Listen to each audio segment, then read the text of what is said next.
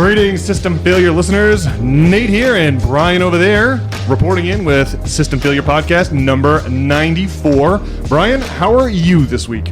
I'm trying to not lose my faith in humanity. Is this related to the war drums beating all week long? Yeah. Yeah, that has been the theme of this past week. So your emotions, so you're trying not to despair on the condition of humankind. Well, the war machine is once again beating the drum of the need or necessity for our support in this war in the Middle East. Yes, it's crucial that we blow some people up, apparently. Well, one thing that's crazy is anytime they announce a war, people are all excited about it at first. Yeah. Mitch Hedberg has that joke about pancakes. Like, they're all exciting at first, but then by the end, you're effing sick of them. I forgot about that. And that's what happens with war every time. People are like, oh, yeah, war is exciting. Let's go bomb the Arabs and, show them what's good. And then inevitably support will peter out when the realities of war once again set in. This line of discussion makes me think of the fervor involved in the beginning of World War I. Everyone was they were just coming off the 19th century with all of these old-fashioned sort of wars, with gallant charges of the Light Brigade in the Crimean War, for example. So there was all this 19th century nationalism. And so when war broke out in August of 1914, everyone was all excited and couldn't wait to sign up at their local recruiting office. But of course, all of those folks then went to a war that was not recognizable any longer. It's horrifying inventions like the machine gun, the tank, chemical agents, mustard gas. Yeah, we sent them to the ghastly trenches. Yeah, just absolute horror. Yeah, yeah. A young J.R.R. Tolkien would base his descriptions of Mordor on the killing fields of France. He was just like the absolute desolation. Now, those places in France still haven't healed from all of the heavy shelling. So yeah, it's horrible. I just can't believe anyone, at least in World War II, in World War I, the folks that went to it were dealing with some kind of an unknown quantity and changes in the way that military technology is deployed on the battlefield. It is living memory when we heard the same story about Iraq. How can anyone fall for the same story again? It truly boggles the mind, Brian. So I'm glad you haven't despaired or given up on humanity entirely. But yeah, it's too bad. And of course, this is the System Failure Podcast, so at least I'm going to be hammering this point home that this is part of a class war, right? It's George Orwell's point about the war is never meant to be won. It's a war waged by the upper classes against its own people.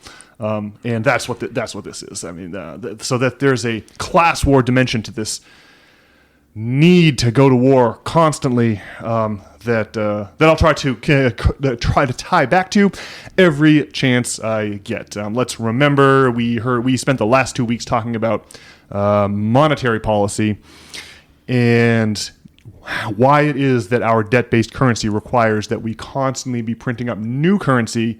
For any excuse, any reason, we just need to print more and more and more currency so that we can pay off the interest of the currency we created yesterday. And so, of course, that's why you have all of this, all the corruption and graft and waste and senseless war spending. All of it is, it's a big corruption scheme. And so, yeah, that's what this is. So, I suppose, Brian, the place to set the stage is at the deep state. Wall Street Journal, the CIA Wall Street Journal, the popular press. And so I just have the latest and greatest there from the Wall Street Journal this morning on what is the situation, what is the likelihood of America being involved in military operations in Iran. Again, this is a heavily concatenated version of the article, just trying to get through it to lay the foundation here as quickly as possible. And the latest and greatest, the number one headline in the Wall Street Journal today, Saturday, June the 21st, is Trump's 2-week pause is a big gamble. Iran nuclear crisis will break his way. And the subtitle is, the president sidesteps a decision on striking Iran, but for how long? This article was written by Michael Gordon and Lara Siegelman, and as mentioned, published on June the 21st, 2025. After moving to the precipice of military action against Iran, President Trump finds himself caught between negotiations that show few signs of yielding a nuclear deal and a war he is reluctant to join. By deferring a decision on a military strike, Trump's calculation is that Israel's continued blows against Iran's nuclear infrastructure or Tehran's capitulation at the negotiating table might deliver the outcome he has long sought, an end to Iran's uranium enrichment. The risk is that Iran concludes that Trump is bluffing, opts to endure Israel's bombs, and clings to its long-standing position that it has the right to an enrichment program. Then Trump would face enormous pressure to order an attack against a foe that, though already battered by Israel, retains several options for striking back at the U.S. and its allies. Asked Friday if the Iran crisis reminded him of Iraq in 2003 when President George W. Bush went to war claiming it was necessary to halt Saddam Hussein's weapons program, Trump said no. There are no weapons of mass destruction, he said of Iraq. But with Iran, in a matter of weeks, or certainly within a matter of months, we're going to be able to have a nuclear weapon. They were going to have a nuclear weapon. He added, we can't let that happen. He dismissed an assessment by Director of National Intelligence Tulsi Gabbard in March that Iran hadn't made a decision to build a nuclear weapon. After being criticized by Trump, she said there was no disagreement between them. Politically, the 2-week pause might make it easier for the president to straddle the divisions between his Republican supporters, who have been torn over the prospects of U.S. military action. Senator Lindsey Graham of South Carolina has urged Trump to act militarily to end Iran's nuclear program, saying on Fox News that Trump, quote, will, at the end of the day, help Israel finish the job, unquote. Steve Bannon, the former Trump advisor, has been skeptical of the case for U.S. military action, saying that, quote, the Israelis have to finish what they started, unquote. Vice President J.D. Vance tried to bridge the gap between isolationist and hawkish elements of the Republican Party in a recent social media post, noting that, quote, the president has shown remarkable restraint in keeping our military's focus on protecting our troops and protecting our citizens, unquote. Vance added, he may decide he needs to take further action to end Iranian enrichment. Well, there you have it, Brian. The Donald has decided on 2 weeks to just not do anything for 2 weeks and see what happens.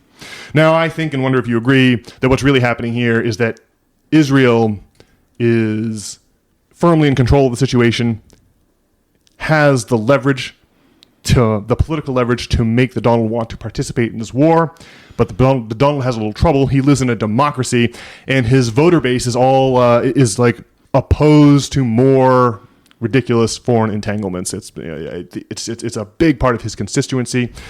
And our oft-quoted comedian friend Dave Smith, who on his podcast said that he had sources that were telling him that the interview between Ted Cruz and Tucker Carlson this week had him rattled. And we'll be playing some clips from that very interview later in the show. But I don't know, if you didn't hear Dave Smith make that claim, then and you're hearing it from me, well, now that's really third-hand information. For me, it's second-hand information. Who knows? But it does seem like the Donald. The momentum of the ship of state wants the Donald to blow up Iran or to launch these B-2 Spirit bombers over Iran and drop those bunker busters on the Fordo uranium enrichment site.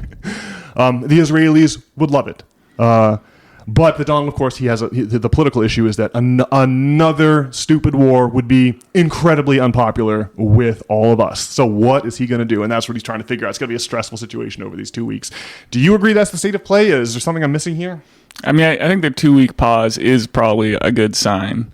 I mean, there's just this whole question about, because, I mean, they were supposed to have some kind of talk with Iran, and then, Israel went in and bombed the place. And there's the question is whether, like, the Donald or the American government, was complicit in that, or whether we were surprised by it.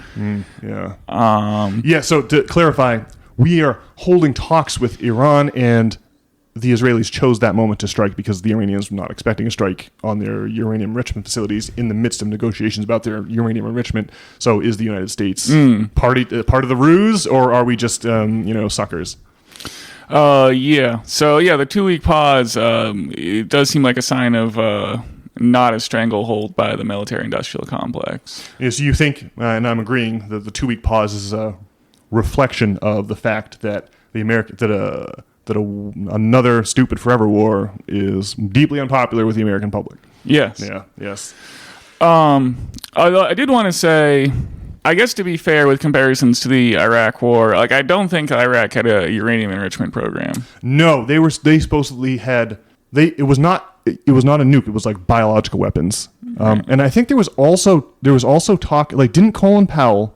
Now I'm really getting into nuclear engineering that I have no idea what I'm talking about. But isn't it yellow cake uranium that Colin Powell claimed was evidence of weapons of mass destruction? Wasn't it like yellow?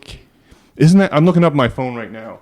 I don't know what that means, but I'm just remembering that that's what I heard. I'm just trying to cast my mind back to the ill-fated testimony before the United Nations by Colin Powell in like 03, 04, prior to, I guess it would be 03, prior to the Iraq invasion. Yellow cake. I'm just looking this up real quick so we can.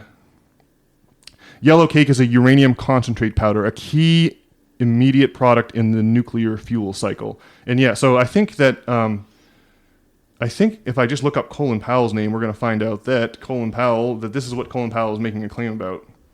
The phrase yellow cake uranium was used by Colin Powell in his 2003 presentation to the UN Security Council as part of the rationale for the exact war. He cited it as evidence that Iraq was attempting to acquire nuclear weapons. So yeah, I would say that this is the exact same playbook trotted back out.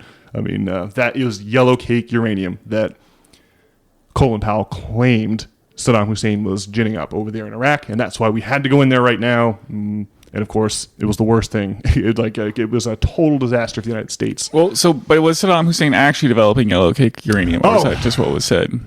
I think not. And I think that I don't remember any actual evidence of WMDs coming out of Iraq. I would think if there was, they would have ballyhooed that to the skies, right? But instead, our political elite from the mid-2000s, the neocons, the George W. Bush crew, just kind of went away in shame. Isn't that how it went down? I believe so. They couldn't trump up like a single thing. Yeah. Yes. So obviously the Iranians really do have a uranium enrichment program, but that has civilian uses. There's like medical and power generation uses for uranium generation, and I guess it's like other countries like Japan and Brazil and Germany. They're not like allowed to have a nuclear weapon either, but they have highly enriched uranium, so they can make one whenever they want. It's kind of like not quite nuclear capable, but right up to the door. And I don't know. I don't feel like we, the Americans, have much of a leg to stand on when it comes to preaching about other countries not being allowed to have nuclear weapons. After all, only 2 nuclear weapons have actually been used in war on civilian populations, and we're responsible for 100% of them. It does feel like there's only one country that actually uses nukes on other people, and that's us. And so that gives us a poor position to moralize that others shouldn't have a nuclear weapon. Now, it is true that the Iranian regime is like opposed to America and says things like "death to America" and "death to Jews" and whatnot. The goal is not to like defend the Iranian regime, but I don't think that by what right do we tell other countries that they have to be a second-rate power and they have to respect us. They have to let us have nukes, but they don't get to have them. I just don't understand. That's got to be a tough diplomatic needle to thread, right? Well, we're gonna solve the problem of Iran, chanting "death to Jews" and "death to America" by having Israel and the U.S. bomb them. So I'm sure that'll put an end to the chance. And of course, it is Israel and its military misadventures that have caused the Iranians to say things like death to Jews and death to, right? It's the American support of the Israelis. That's why the Iranians would chant "death to America," right? They didn't just come up with this in a vacuum. It's because of the things that we do in concert with our Israeli allies. Oh, yeah, I mean, it goes back to installing the Shah or whatever. Yes. And for control of those Iranian oil fields, but then he gets overthrown by the radical, Ayatollah. And then, all the Persian women have to start wearing hijab. Yes. Operation Ajax is the name of the CIA op. So the story is that Mohammad Mossadegh rose to power in Iran. He was a democratically elected leader. In 1953, Mohammad Mossadegh started having to have some strange ideas, some funny ideas about how all the oil in Iran maybe should be used to benefit the Iranian people and not taken away by BP, British Petroleum, the oil company that still exists to this day. Well, British British power was severely diminished after World War II. So the British spy agencies came to the U.S. to get our help, and that's when Operation Ajax was scheduled, and we promptly dispatched Mr. Mossadegh and, like you say, reinstalled the monarchy. Which is awesome. We do a lot of bombing people supposedly to bring them democracy, but in 1953 we were bombing people to bring them monarchy. But like you said, Brian, the Shah, only lasted 26 years, something like that, before finally the Ayatollah and the Islamic Revolution happened in 1979. And the rest is history at this point. That's the regime that's been in control of that country ever since. And so when they say things like "death to America," if you didn't know that our intelligence services ousted their democratically elected leader and installed a monarch against the will of the people, well, you might be confused as to why they would chant that. It's just a terrible situation all around. I'm hoping, man, you're right. The 2-week pause is a good sign for hope. Maybe the Donald will not do this thing. Maybe he can buck control of the system. I don't know. Ugh. It is truly disgusting, Brian. You're right about that. Well, I guess I'm going to ask the naughty question, which is, what do you think the outcome would be, geopolitically, of Iran getting a nuclear weapon? It would probably bring peace to the Middle East, right? Russia, has nuclear bombs, and America has nuclear bombs, and somehow we managed to not have a hot war with Russia through all the craziness of the Cold War. We have, some, and what do you call it when you have a war in Vietnam with Russia? What do you call that? A proxy war. That's it. Yes. With some proxy wars and whatnot. And, there's obviously, tension between India and Pakistan. Pakistan's a nuclear bomb, right? Yes, that's a nuclear-armed country. And then there's, North Korea. But, we mostly, no one's... we're not, worried about getting bombed by North Korea, right? And so... Now, the Middle East is a pretty touchy place, though. But I don't know. Yeah, I feel like I'm rooting for Iran to get a nuclear bomb so that war in the Middle East, people have to start acting rationally, and you just can't do crazy things.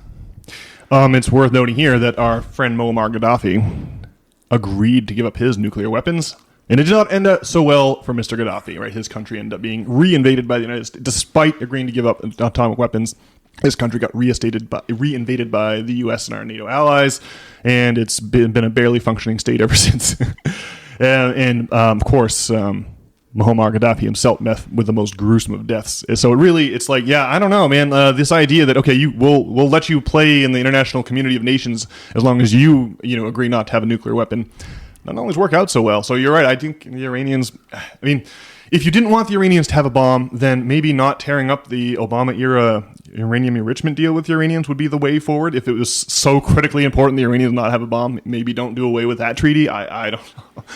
But I agree. I don't think that Iran, if they developed a nuclear weapon, would then quickly use it on the United States. That would only ensure their own destruction. So yeah, there's there's a mutually assured destruction incentive here that's on their side but not on ours, but it would be on our side if they got the bomb. So I'm inclined to agree, Brian. I don't. Yeah. I guess too. The Middle East is the most politically important place in the world. It's got all the oil and all the strategic access points and whatnot. And so I don't know. Maybe if Iran got a nuclear bomb, they would use it on Israel or something. It would be a complete disaster. And destroy Muslim holy sites? I don't think so. This is I don't think. All right. So you agree then? You're hoping for Iran to get a nuclear bomb? Oh, yeah. Well, I can't, dude. I don't think that. Whose son or daughter should die? Which American family should have their son or daughter killed so that to deprive Iran of a nuclear weapon? That's who wants to sacrifice their children? No one, right? There's no serious threat from Iran. That's absolutely silly. Letting people convince you that there is a serious threat is the trick they pulled in 2003. We've got to not fall for it again. Let's see. So the other piece of this, Brian, is I just think that as you mentioned, the threat of the nuclear threat from Iran is the critical piece they have to convince people of. There'll be no support for violence against Iran if people don't believe that they actually are some clear and present nuclear threat. And it seems pretty far-fetched to convince people of that, maybe even more so than of Saddam Hussein in 2003, just because we already went through the Saddam Hussein. We already ran through the script once. That should make it less believable, I would think. But the other ingredient here is like, if the Donald's not really concerned about an imminent nuclear strike from Iran, then what is all of this about? And of course, it's about Israel's foreign policy. And it's my considered contention that both Israel and the United States, in much the way that the Pope pulled the strings, he was the power behind the throne in medieval society. The Pope was the guy that would crown the kings, the crowned heads of Christendom. Right? He was the man that he was the power above the nominal, over and above the nominal heads of state, and that power still exists today. But they're just much less public about it. I've said it on the podcast before, but Elon Musk is not even close to the richest man in the world. He's just the richest man who has had the misfortune of having to open up his books to the public. There are shadowy banking families from the late medieval period still in operation today. People know these names, like Rothschild and Bilderberg.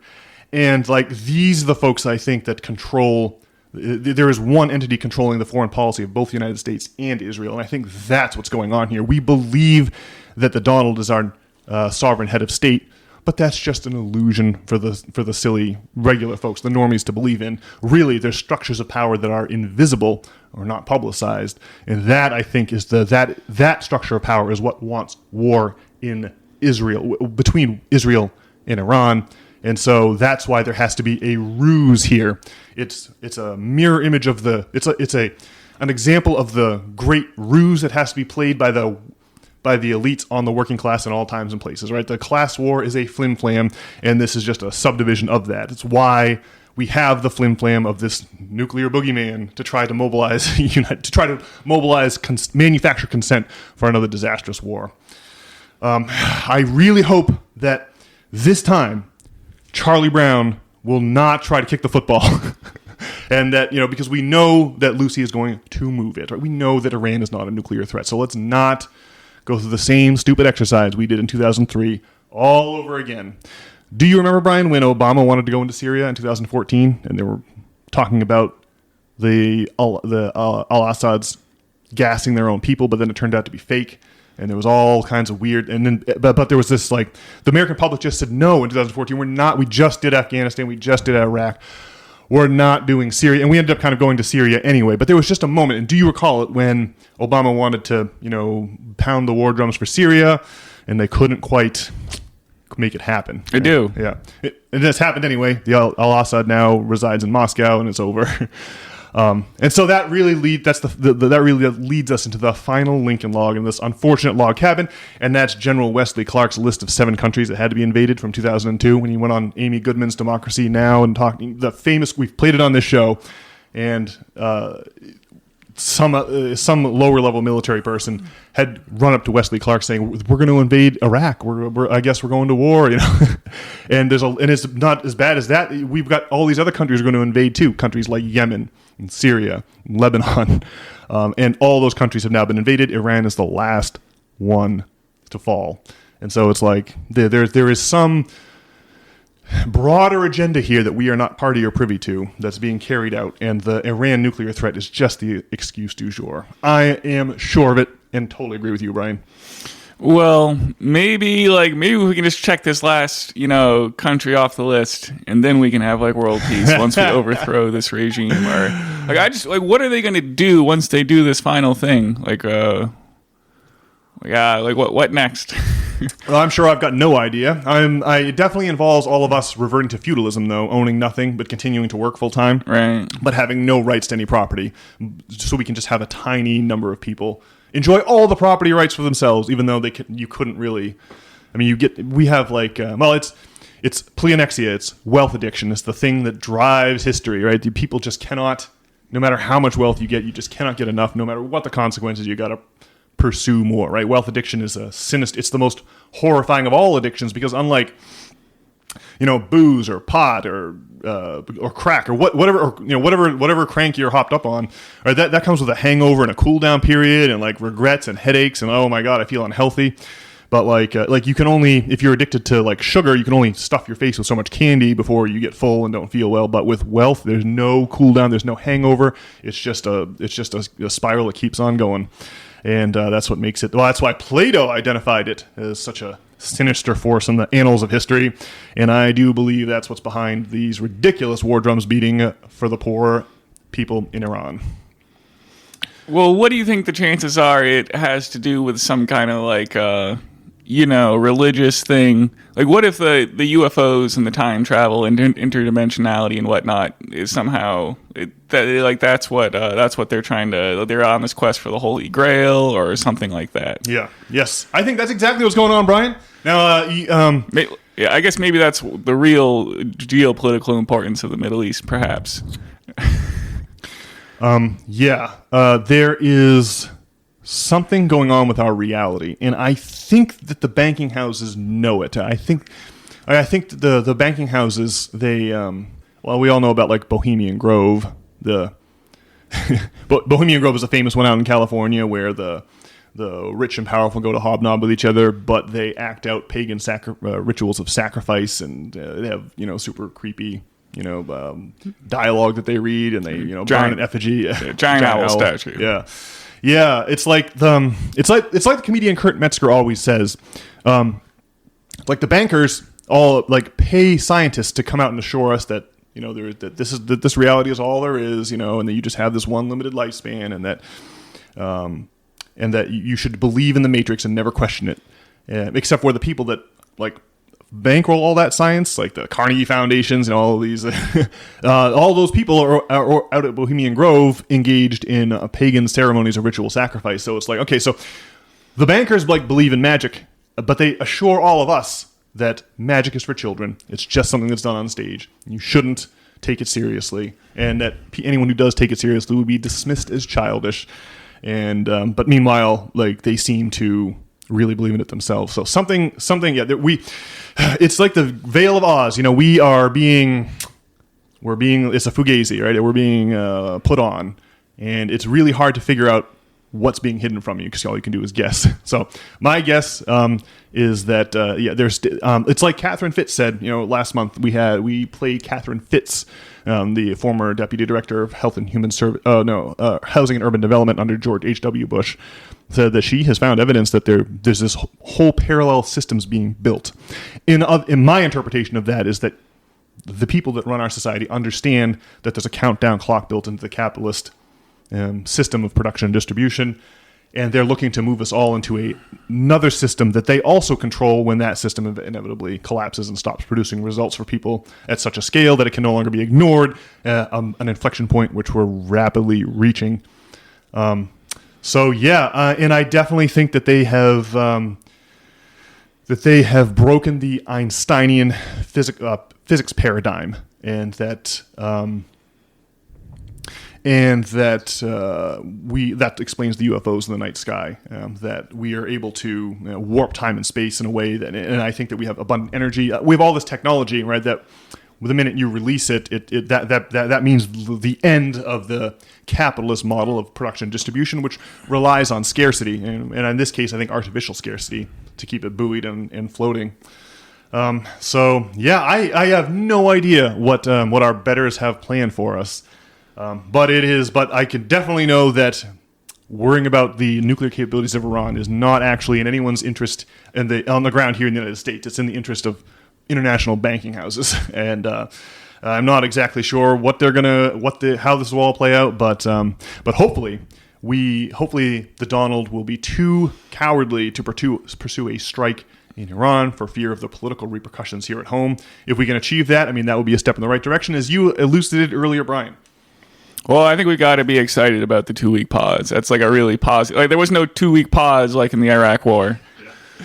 With the Iraq War, I think Crystal on Breaking Points was pointing this out.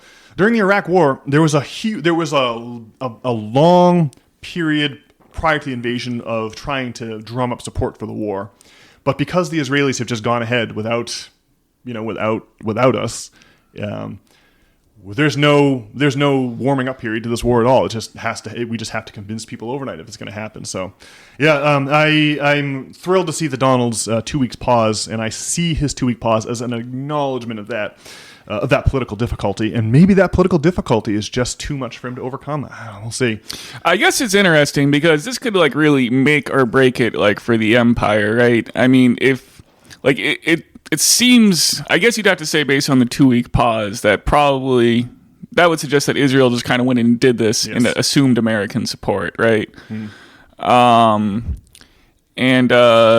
So I mean, if they're like not successful in checking off that Iran box on that 7-country list, I mean, I don't know. It seems that's like the we'll have seen the high watermark like of the empire and like where it started to recede, right? Yeah, that's a good way to put it. Alternatively, maybe the Donald will come out after 2 weeks with guns blazing and they'll level Iran, and then they'll unleash the new system of government where we're feudal serfs, and I don't know. You basically just have to plug into the matrix because it's too expensive to live in real life. So they'll give you some virtual real estate instead. Yeah, that seems like a Ready Player One scenario. So I guess that's kind of the two ways. I mean, it all seems very climactic. So maybe we're really in for it here. Well, look. Obviously, Ted Cruz was on Tucker Carlson's program this week getting humiliated. It's been the buzz of the internet. And I don't know what to make of it exactly. Is it all performative? It seems like, of course, it's Tucker Carlson, so it's going to be somewhat performative. But it does seem like it's in opposition to the empire. Whereas Tucker Carlson expresses his regret for being a promoter of the Iraq War during the George W. Bush era. He got fired from Fox News, and he now records his podcast up here in Maine. And boy, it's just the way that he excoriated Cruz. I don't know whether to believe it. But we'll talk about whether or not it's believable at the very end. What's going to be entertaining for everyone to listen to is the humiliation of Ted Cruz, and we'll get to that after the break. All right.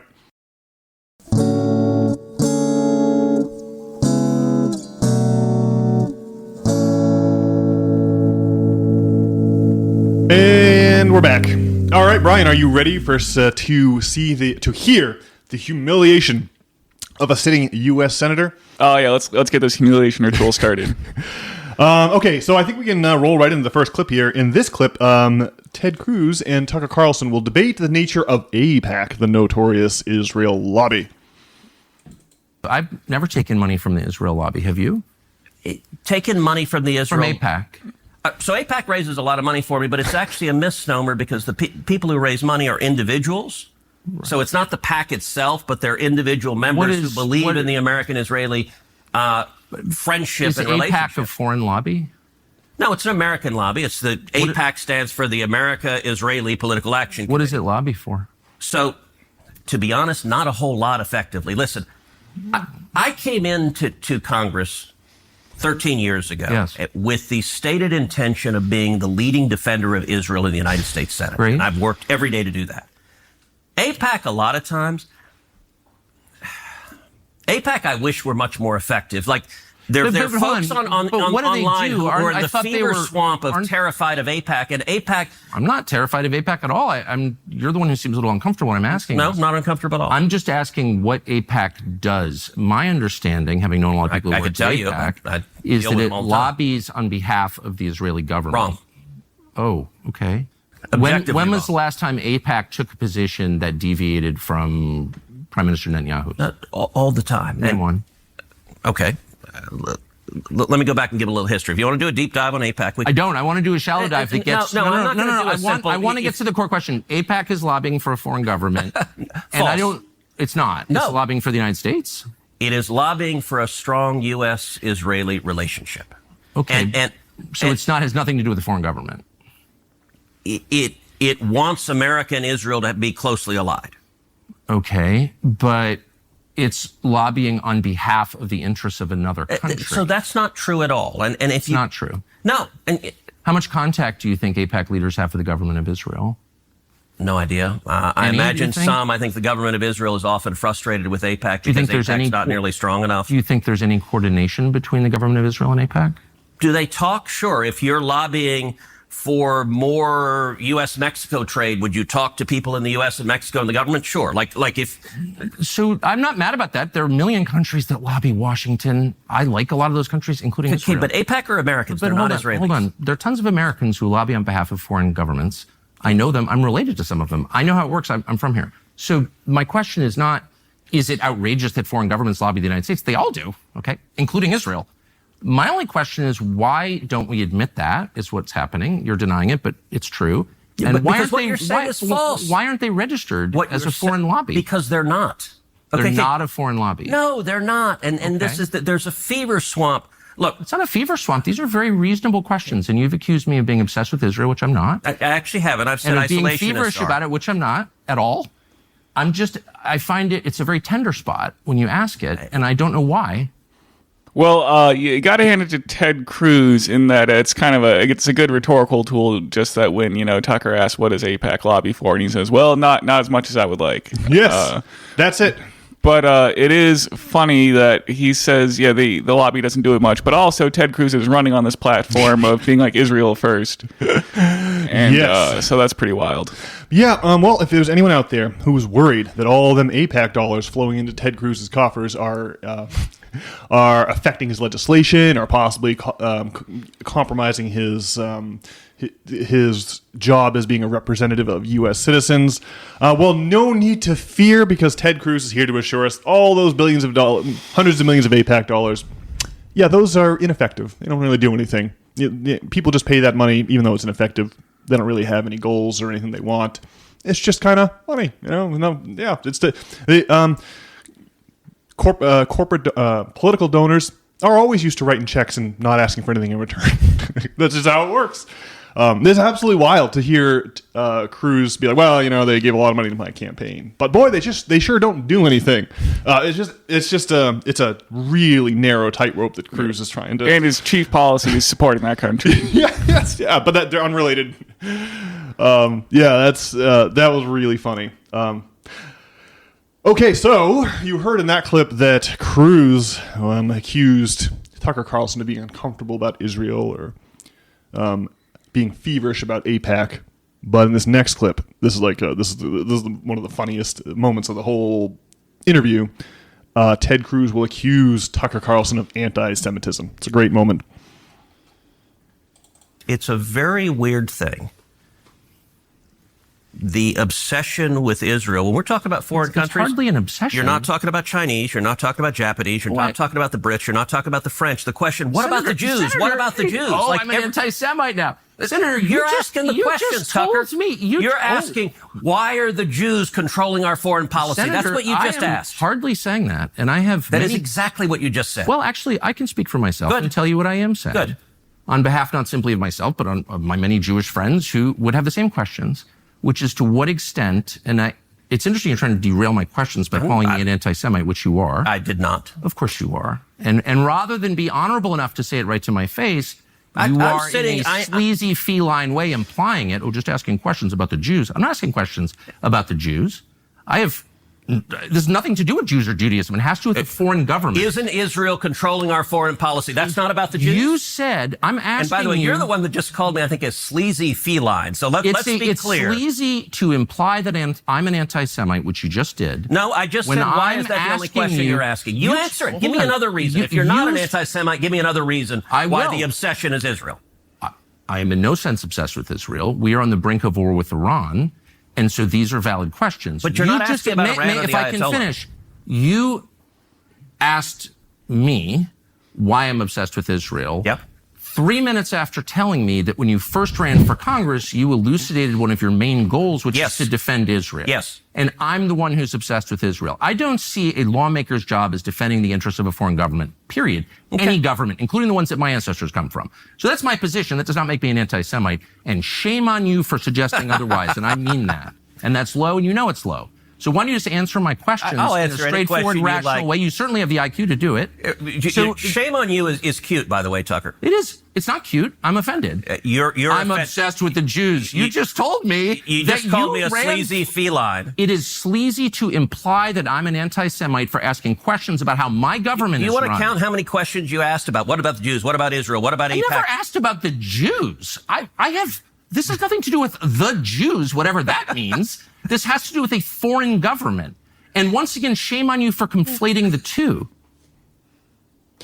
You hear Ted Cruz's uncomfortable laughter there. I mean, that is an absolutely brutal moment. But hey, maybe it could be a watershed moment, you know? Like, the idea that you can just accuse someone of being bigoted and shut down questions that people are asking is a rhetorical flourish that's, well, look, we live in a post-World War II cultural milieu where, like, the worst thing you could possibly be is an anti-Semite, right? The anti-Semitism was the crowning feature, the distinguishing feature of the Third Reich, which this version of America defines itself as having defeated. So, like, being an anti-Semite is like being un-American almost, you know? That's how I feel anyway. Like, the horror of being accused of it's a terrible feeling being accused of anti-Semitism.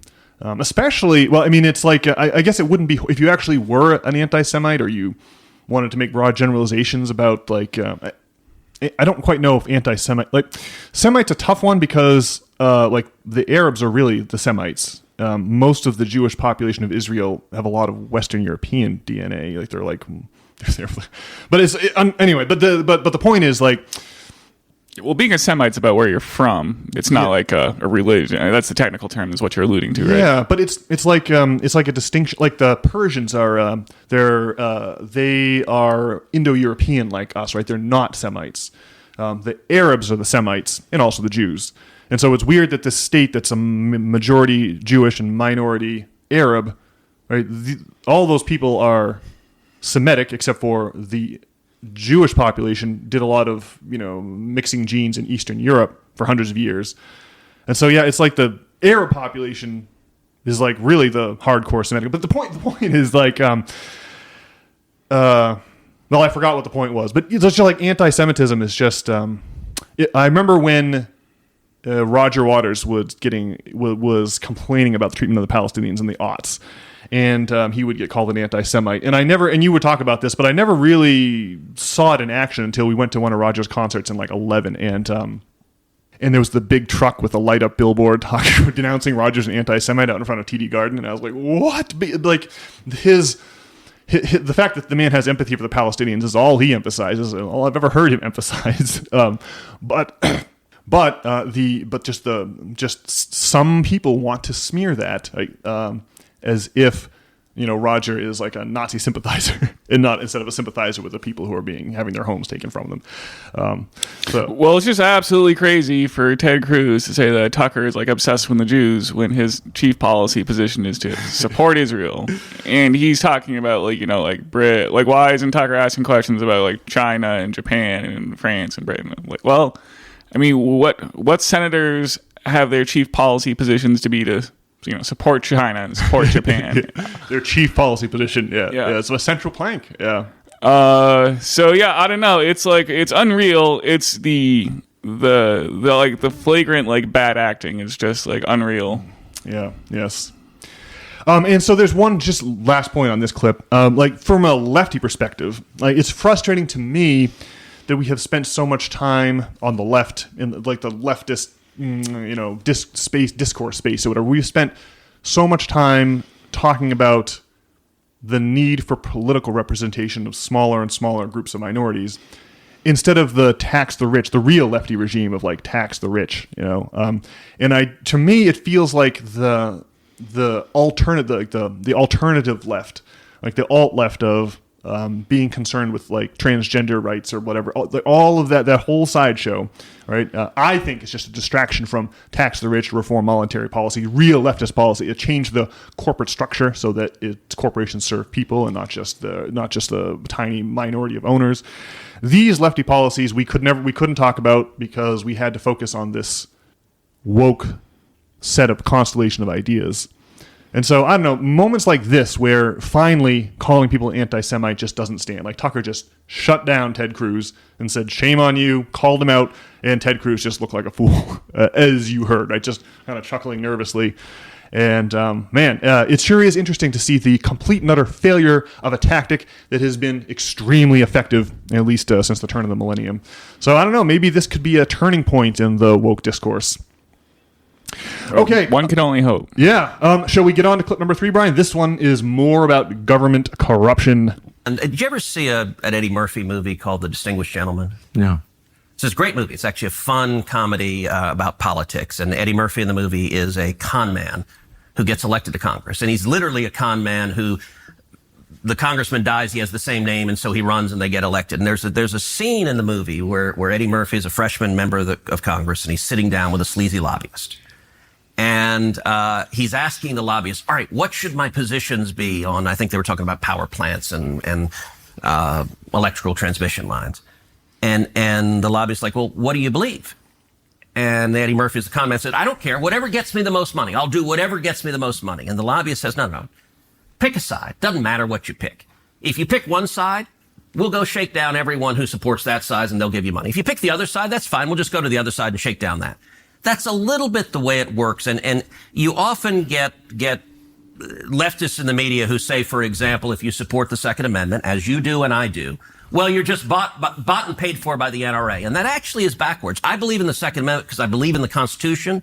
Now, am I proud that the NRA supports me? Sure, because people who care about the Second Amendment want to support leaders who fight for it. But it gets it backward. Look, AIPAC, when I ran for the Senate, AIPAC didn't support me. I supported Israel before they supported me. I'm happy to have their support because they share my objective. No, but you're missing it. I'm not suggesting that you're bought and paid for. I'm not saying that. I want to go back and take sincere. I want to go back and take the transcript because you just said a minute ago, I'm slightly paraphrasing, but are you lobbying for a foreign government because they pay you a lot of money? That's basically what you said. So you are suggesting that. Let me just be clear about what I think. Your views seem totally sincere. Yes. You take money from people who agree with you. Yeah. I believe that. I even take money from people who disagree with me. I'm only trying to get to the question of to what extent is the U.S. government influenced by other governments? And it's a lot. Of course. It's hardly just Israel. It's hardly just Israel. I don't think Israel's the main one. There are lots of governments. China is a massive influence on this city. And it's a huge problem. As you know, I couldn't agree more. And there are lots of other. The UK, which is a truly sinister place, in my opinion, as a ethnic Brit, I can say. I think that's my view. Maybe you disagree. I think they're on the wrong path. I love the Brits, but their government has gone off the rails. Without even getting into that. I'm just saying I don't think Israel's the only one. But it's the only one where you're instantly called an anti-Semite for asking questions. Yes. All right. Well, again, if you were worried about the fact that Ted Cruz accepts, tens of millions of dollars from special interest groups, well, your fears are allayed because Ted Cruz could have taken money from a different special interest group if he wanted to. So therefore, it's not corruption. Outstanding logic from our sitting U.S. senator. I mean, I've just never quite heard a politician justify graft and corruption so nakedly. It really is shocking. I can't believe you brought up that Eddie Murphy movie. As if, we're all supposed to feel better that he could have been corrupt for a different organization, so therefore his current corruption shouldn't faze us at all. Absolutely outrageous. And I love the way Tucker Carlson handled himself in that clip as well. Pretty good. I mean, I think from Ted Cruz's side, I think bringing up the Eddie Murphy thing is kind of fine. I mean, it is, sad that's the state of politics, but I guess, it is what it is.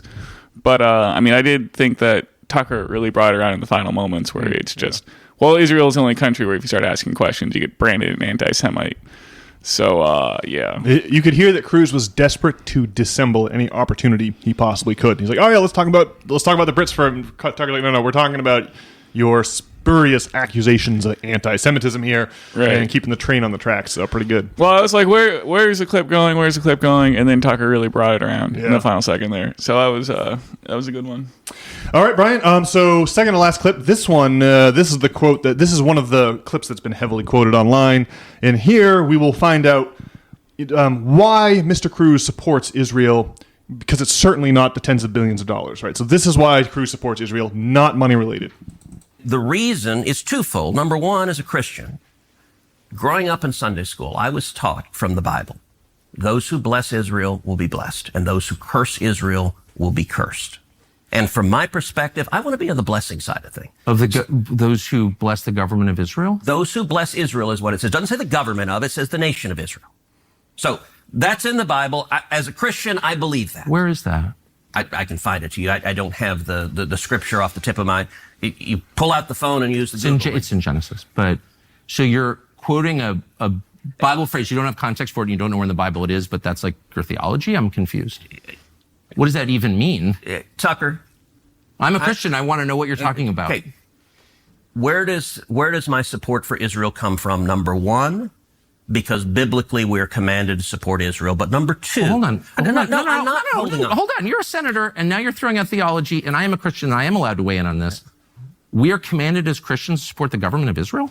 We are commanded to support Israel. And what does that mean, Israel? We're told those who bless Israel will be blessed. But what? Hold on. Define Israel. This is important. Are you kidding?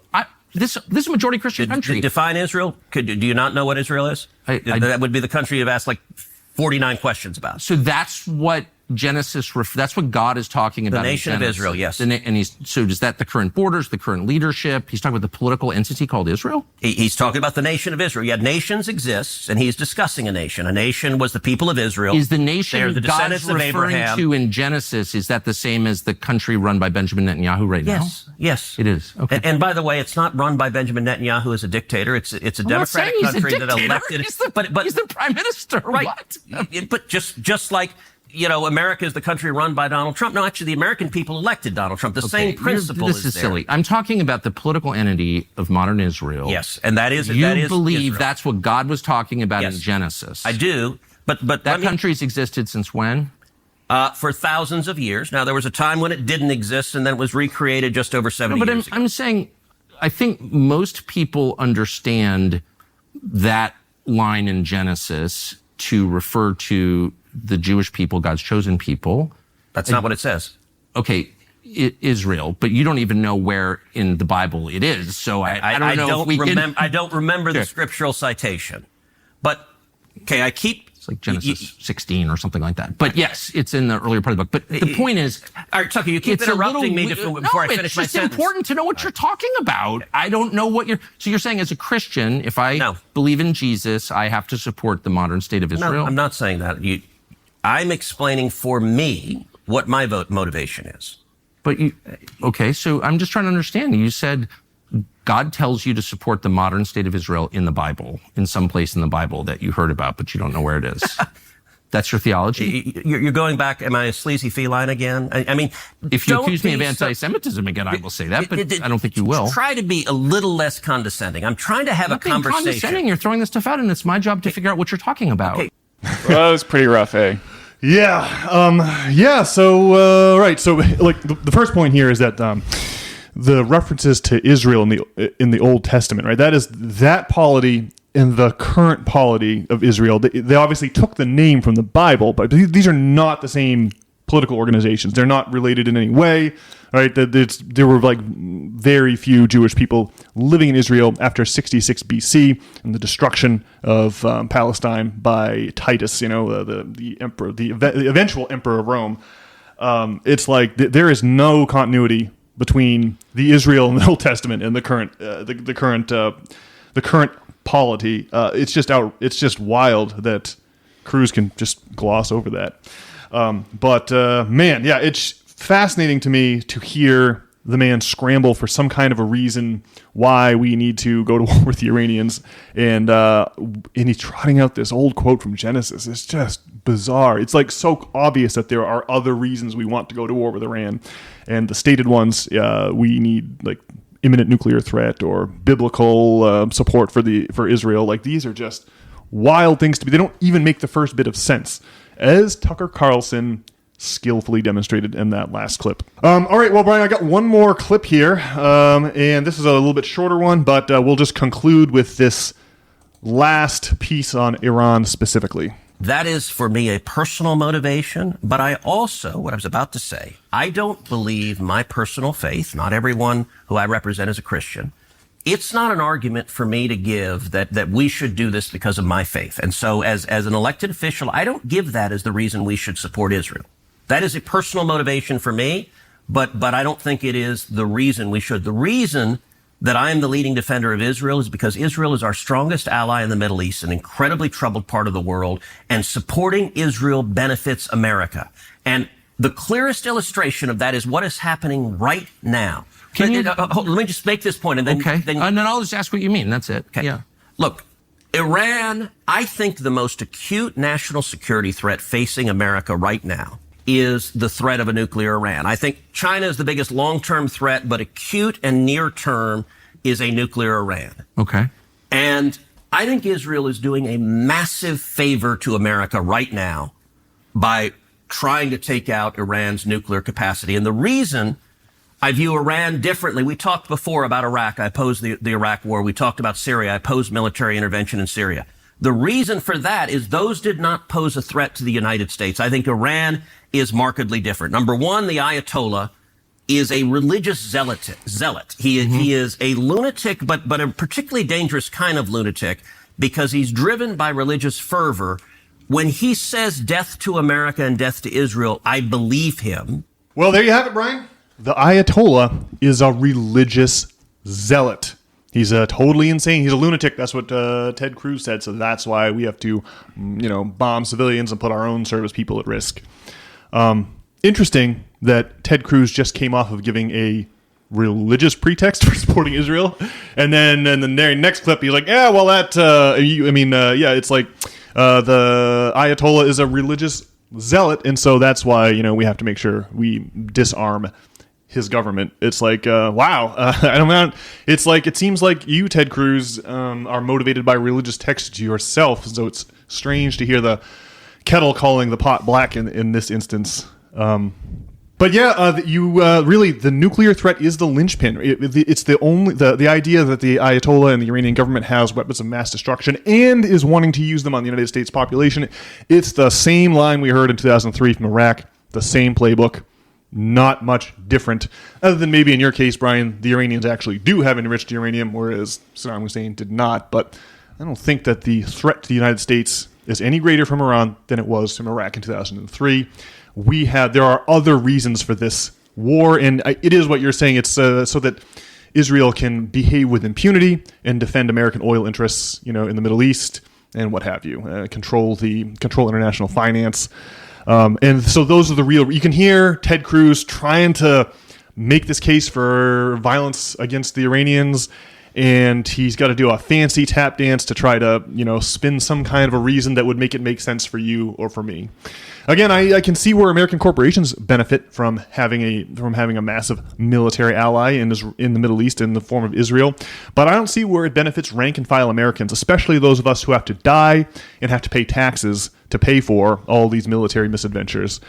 So here's hoping that we, the American people, will not be Charlie Brown trying to kick the football again. Please wake up, everyone. I'm really hoping, to your point earlier, Brian, over the next 2 weeks, it will become obviously politically untenable for the Donald to continue with any sort of military action in Iran, just as it became untenable for Obama in 2014, even though Obama eventually got his way anyhow. Yeah, well, is Iran a threat to the United States, or is the United States a threat to Iran? And it's like, well, our allies started bombing Iran, but Iran has really never done anything that's affected me over here. Yes, certainly not. Yeah, but we are assassinating a high-ranking military official. The first Donald administration, remember that? Soleimani, the general that the Donald had drone killed over there in Iran. So yeah, it does seem like we are the ones who pose, like you say, a clear and present danger to Iran and not vice versa. Yeah, well, Ted Cruz is trotting out they're saying death to Americans over there, so we need to bomb them, and that's going to solve the death to Americans problem. Yeah, that will rehabilitate our image in the Middle East. More civilian casualties, and it's truly deplorable. So, we've, do you remember in 2003? It's kind of not remembered anymore, but the protests against the first Iraq war were global and were some of the biggest protests in history. So, we may need to make that happen. Like last weekend we had this No Kings protest, but those protests don't seem to have a clear direction or demand. It's just kind of general feather ruffling. But we're going to need mass protests with a real demand to not engage in yet another military misadventure in the Middle East. Well, so the 2-week pause, I believe, was announced after this podcast, right? After the Ted Cruz podcast. Yeah. Yeah. That was only, the 2-week thing is only, I think, yesterday's news. Yeah. The rumors on there was a Wall Street article. I think that interview came out on Wednesday. That the same day, a Wall Street article exclusive dropped saying that the Donald had plans to attack Iran, but scrapped them at the last minute. And then on Friday, yesterday, we heard about this 2 weeks. That's the timeline as I remember it. Well, people want no kings, and it would seem that Donald Trump is not, in fact, a king, or he's responding to the people in some way. So that's something to be encouraged by. I mean, I guess when this all started, I figured it was all over for the Donald, but I don't know. Well, if the Donald can, not further our involvement in the Middle East, that would be like a huge win. That would be really, if he can successfully negotiate this crazy obstacle, that would be super encouraging, right? That would be wild. I agree. I also like the position of the aforementioned Dave Smith, who had endorsed the Donald back in November and October.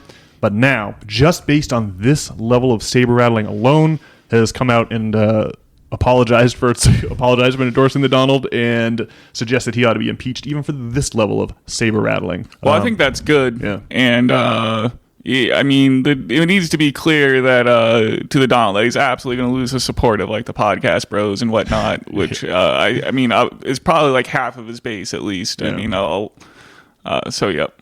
Well, I can say, I think with confidence, that if the Donald does not pull back from the deployment of military force, then he will certainly have lost the support of the System Failure podcast. If in fact we really supported the Donald at all. I agree. I'm hopeful, Brian, that maybe this can be resolved without bloodshed. Well, it's fascinating to see how it'll play out because obviously... we just have senators whose primary policy position is to support Israel. And so to actually go in there and, I don't know, break that up somehow, or I don't know what the Donald's going to do. It's going to be crazy. It does seem like he has to respond to the people at least a little bit. The 2-week pause really is a crazy development, right? As opposed to just going in there and blowing shit up, right? Yeah. So, it's a wild development, really. Yes, I think we said it earlier, but it shows acknowledgement that the politics. This is a political poison pill for the Donald, which I really hope that it is. It seems like it should be. Yes. But on the other hand, Iran is on this list of 7 countries that we've been trying to go after forever, right? And so, what's going to happen here? Are we going to fulfill our legacy of destruction in the Middle East here, or are we going to go on some different path, or are we going to fulfill the prophecy and be enslaved in the Matrix? Which way are we going? I feel like Tucker Carlson's interview may be an important nudge, the tugboat nudging the prow of the cruise ship in the right direction here. It seemed like a wild pod. And that really leads me to my last question. Do you think there's any chance that this whole pod is all theater for our consumption? Do you think there's any it does seem like Tucker is coming out, he's asking aggressive questions about the power structure of international geopolitics. So that makes me trust at least this line of questioning. But how is it? Do you think that Tucker and Ted Cruz shook hands after this? And was that was a great performance, man. I loved it when you called me sleazy and feline. That was a good touch. Do you think that what level of reality we cannot trust? Tucker Carlson comes from some rich, one of these Brahmin families, one of these rich American families. It's same with Cruz. Cruz is a sitting U.S. senator. We cannot trust these people, So listening to this, I just was how much of this is theater? How many layers of kayfabe are we dealing with here? Well, it's hard to imagine Ted Cruz agreeing to come out and looking like an absolute clown. But on the other hand, I wonder maybe his constituency, the other Israel First people, and Ted Cruz is from Texas, right? Yes. Yeah, the Israel First crowd in Texas, maybe they heard his performance there and are he stuck to his principles and pushed back on Tucker calling him a sleazy feline. And our boy Eric Weinstein's always on about kayfabe and whatnot. Yeah. So I don't know. I gotta think Ted Cruz got absolutely destroyed. But on the other hand, maybe Ted Cruz has some moral fiber to his being and doesn't want I don't know, some more crazy war in the Middle East and whatnot. And so that could be an angle. Yeah. So maybe he can. Yeah. I don't know. I mean, maybe Ted Cruz really does believe in Jesus, and so he's concocted this elaborate ruse to steer the ship of history here in a more positive direction. That would be crazy if true. I don't know. Well, I guess the results are positive in any case, and I just can't. I mean, forever when I think Ted Cruz, I'm going to think ridiculous clown, just absolutely. But it's just his crazy Texas, I don't know, accent or something. I don't. He just sounds. I mean, sleazy feline is a good description, but I don't know. I mean, maybe Ted Cruz, he's not the hero we needed, but he's the hero we deserved. Yeah, that's a good way to put it. Throw it back to Batman. Well, there was none of this discourse in the aughts when we were going into Iraq. And so it's really cool to see, a podcast like this popping up, even if it is all a ruse of some kind, and I just can't see how it's a ruse. It's really encouraging these kind of noises are being made on the eve of another military misadventure. We didn't hear them in Aught 3, so that's cool. Well, it shows the importance of the independent media.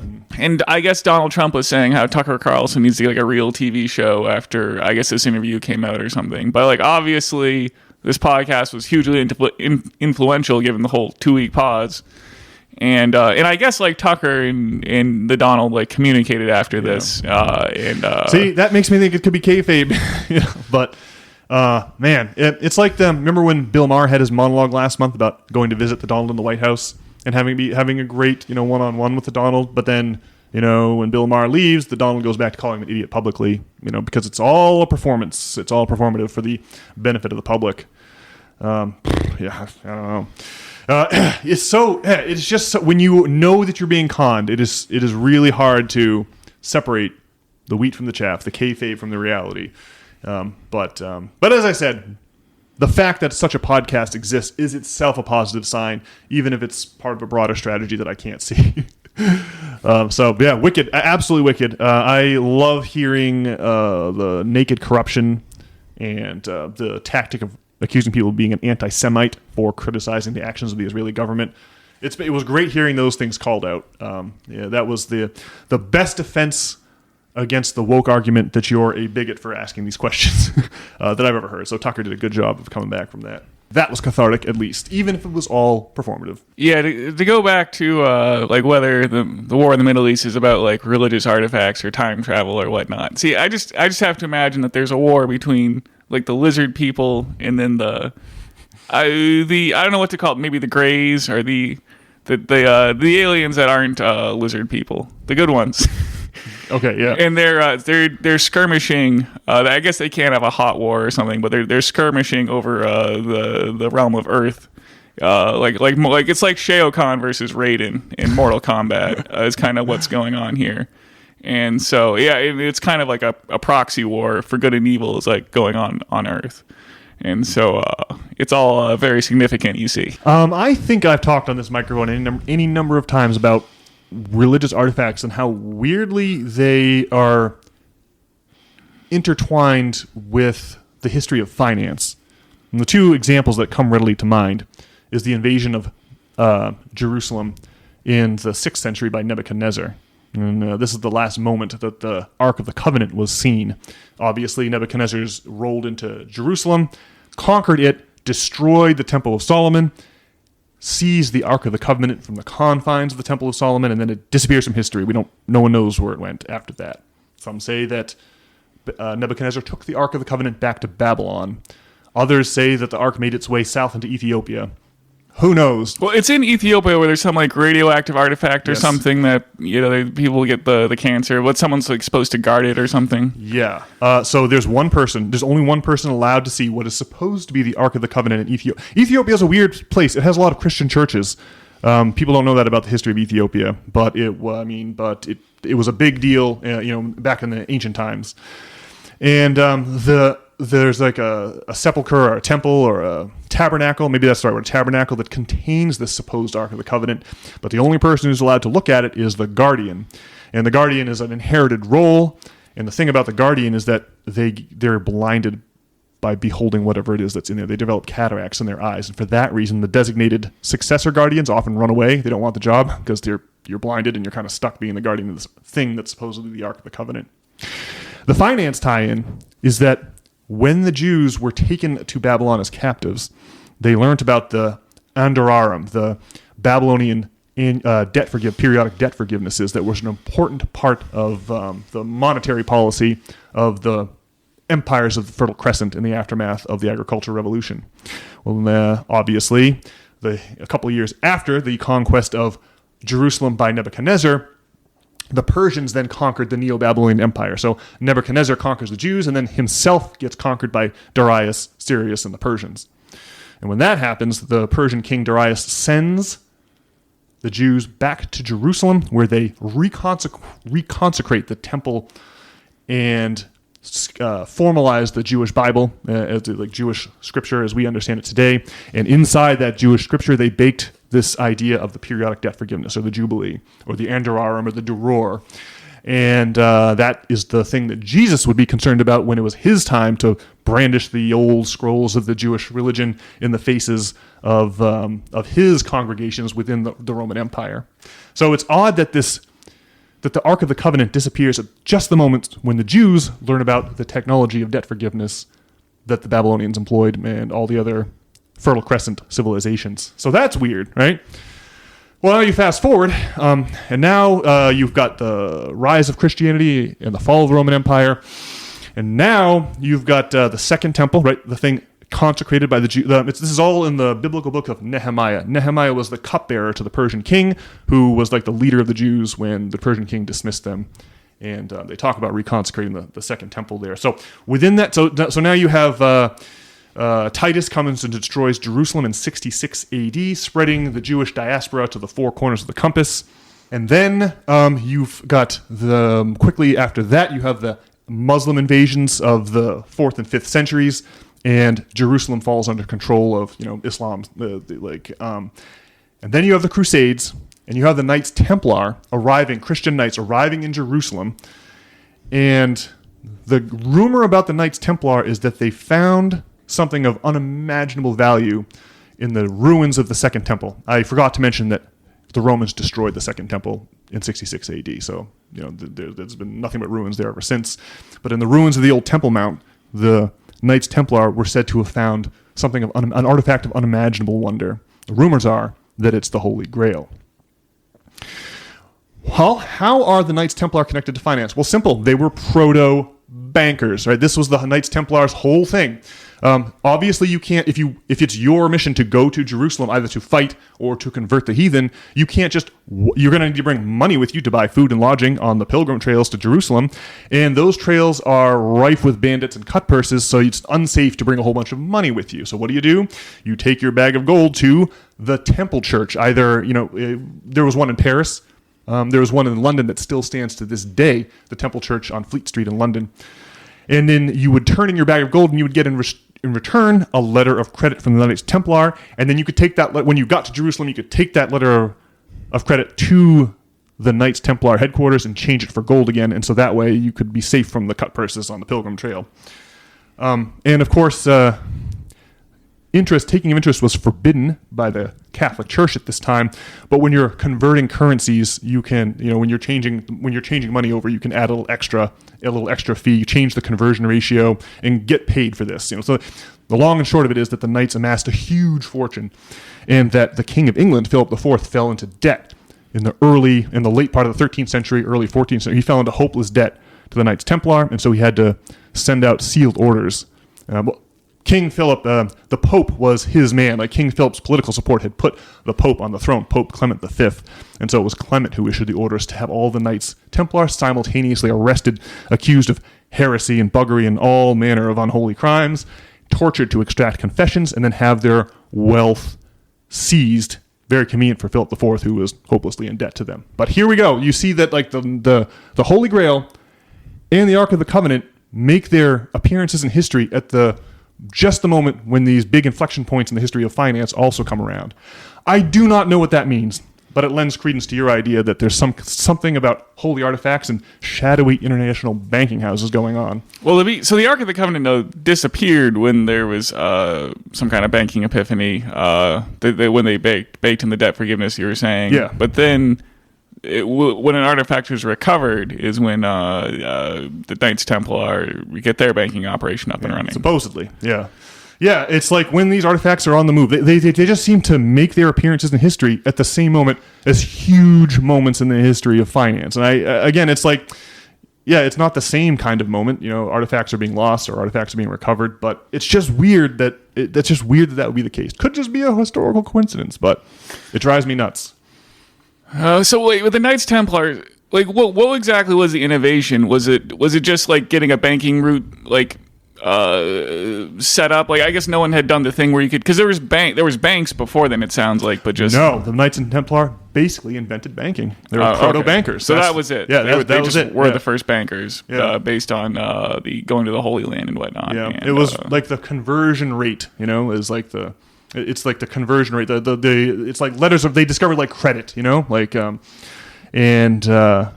and you could see how effective that was at piling up wealth in the stagnant medieval economies, making them a threat to existing structures of power like the Pope and the King of France.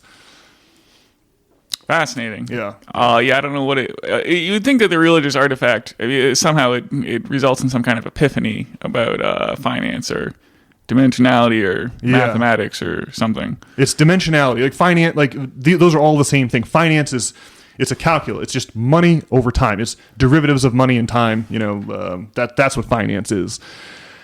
And so, yeah, it's really something's up, right? Because the Knights Templar had to go in England. King William III was hesitant to like prosecute the Knights Templar in England, right? And it is my contention that is why England became the center of a massive shipping empire in the 17 and 1800s. It was because the King of England hesitated to persecute the Knights Templar. The Knights Templar had been like his allies and trying to like subjugate the Scots, and so he really didn't want to like bring down the hammer on them. So he dragged his feet for a couple crucial months. The Knights Templar went underground. They adopted the guise of the old stonemasons guilds of the Middle Ages. You know, but really, there is, you know, both Winston Churchill and Barbara Tuchman, well, I can cite them as suggesting that the Peasants' Revolt of 1381 was run by these secrets. It was run by a secret society. And that when the Knights Templar eventually came out of hiding, they came out of hiding as the Freemasons in the early 1700s, just a few short years after the establishment of the Bank of England, the world's first central bank that's still running to this day. So it's really the coincidences when you trace the history of finance, the coincidences and the confluences really start to add up, and it becomes very, very strange. Religious artifacts, finance, very, very odd. Well, to bring it back to Tucker Carlson and Ted Cruz, I mean, Ted Cruz must have had some inclination what was going to happen if he did this interview. Right. That's why I'm like, it has to be fake. So yeah, I don't know. All right. Well, I guess God bless Ted Cruz, huh? If it's fake, it's still a refreshing piece of media to consume. Because, like I said, we did not get these kinds of conversations in 2003 in the lead up to the Iraq War. So I really enjoyed that podcast. It was at least a little bit cathartic to hear Ted Cruz do his tour of shame. All right. Alrighty, folks. Well, I guess we'll leave the episode there. But at this point in the program, I always invite all of you to visit us at systemfailure.org. There, you can sign up to receive weekly essays in your email inbox written by me. And if you'd like to get in contact with either Brian or myself, you can accomplish that feat at the About page over at systemfailure.org. I will be back on Thursday with your weekly essay read, and then Brian and I will be back next Monday for the next regularly scheduled installment of the System Failure Podcast. Have a beautiful week, folks. See ya.